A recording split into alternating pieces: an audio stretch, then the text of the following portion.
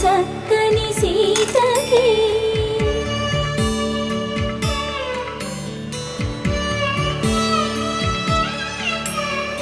ఎర్ర జాబిలి చేయి